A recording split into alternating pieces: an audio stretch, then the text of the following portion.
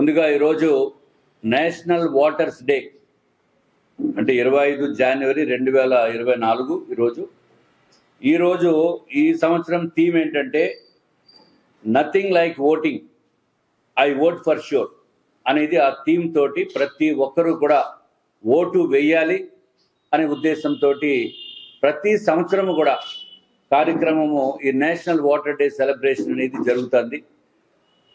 ఈరోజు మనము ఇదే రోజు నాడు ఈ నేషనల్ వాటర్స్ డేకి మనము డెమోక్రసీకి ట్రిబ్యూట్స్ ఇవ్వటం అనేది ముఖ్య ఉద్దేశం. అందుకే వాటర్స్ డే సెలబ్రేషన్స్ చేసుకోవటం జరుగుతుంది. నార్త్ నియోజకవర్గంలో booth number 182, ward number 14, Balayya Shastri లేఅవుట్లో ఒక డోర్ నెంబరు 4954/8. ఈ డోర్ నెంబర్కి సంబంధించిన ఓనర్ గారు శ్రీమతి శైలజ నాయర్ గారు. శైలజ నాయర్ గారు దాంట్లో ఒకే ఒక్కరు ఉంటున్నారు అక్కడ.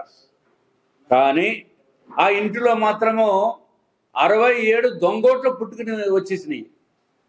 67 దొంగోట్లు ఉన్నాయని చెప్పి వాటర్ లిస్టులు అన్నీ నేను చూపిస్తూ ఈ ప్రభుత్వానికి ఇక్కడ ఉన్న అధికారులకి కంప్లైంట్ చేసినప్పటికీ కూడా అన్ని వాటర్ లిస్టులో ఉన్నాయి.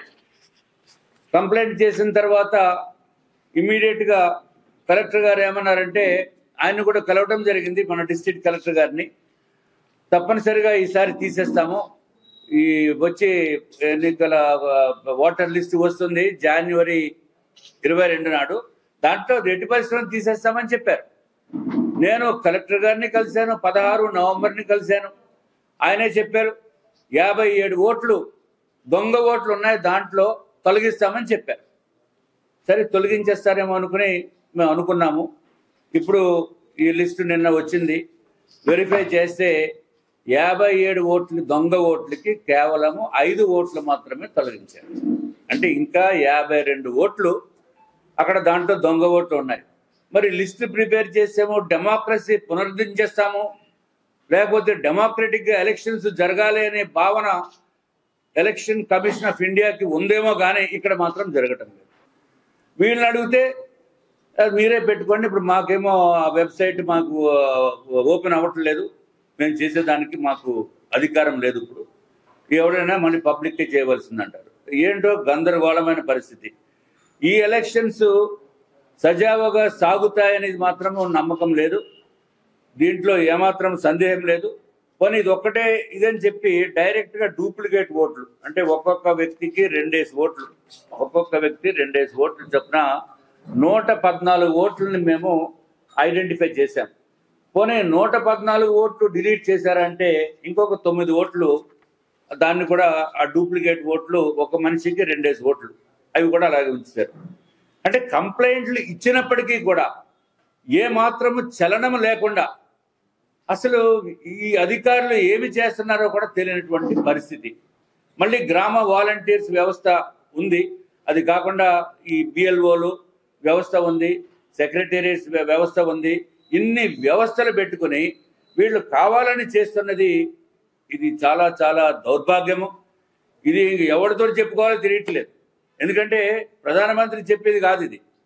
ఇది చీఫ్ ఎలక్షన్ కమిషనర్ గారికి మనం కంప్లైంట్ ఇచ్చాము, ఇచ్చిన లెటర్ ఇది. ఇదిగో 14వ తారీఖు డిసెంబర్ నాడు ఇచ్చాను నేను. దీంతో పాటు తిరుపతి దొంగ ఓట్ల గురించి మా పురంధేశ్వరి మేడం గారు కూడా కలిసి అందరం వెళ్ళి ఇచ్చాము. వాళ్ళు రిప్లై కూడా ఇచ్చారు, ఇదిగో మేము మీరు ఇచ్చిన కంప్లైంట్ ప్రకారము మేము యాక్షన్ తీసుకుంటున్నాము అని చెప్పి 9వ తారీఖున 8వ తారీఖు జనవరి అంటే ఈ నెల వాళ్ళు రిప్లై కూడా ఇచ్చారు, మేము యాక్షన్ తీసుకుంటున్నాము, 13,000 చిల్లర మేము తీసామని. మరి ఏం చేయాలో తెలియట్లేదు, ఎవరికి చెప్పాలో తెలియట్లేదు. ఇంకా ఆఖరికి ప్రెసిడెంట్ ఆఫ్ ఇండియాకి వెళ్ళి చెప్తేనే కానీ అయ్యేటట్లేదు. ఒక రాష్ట్రానికి భారతీయ జనతా పార్టీ ఉపాధ్యక్షుడిగా, ఒక మాజీ ఎమ్మెల్యేగా, ఒక మాజీ శాసనసభ పక్ష నేతగా నేను చేయగలిగిన ప్రయత్నం అంతా చేశాను. ఆఖరికి దొంగ ఓట్లతోటి విసిగెత్తిపోయి ఉన్నాం. ఇంకా చేయవలసింది ఏంటంటే ఇక ధర్నాలు, ఇక ఆ విధంగా గొడవలకు దిగాలి తప్ప ఇంకంతకంటే మా చేతుల్లో ఏమీ లేదు. ప్రజలు దయచేసి దీన్ని గుర్తించి మీరు ప్రజాస్వామ్యాన్ని కాపాడటం మీ చేతుల్లో ఉందని చెప్పి నేను మీకు అందరికీ కూడా వినయపూర్వకంగా నేను తెలియజేసుకుంటున్నాను.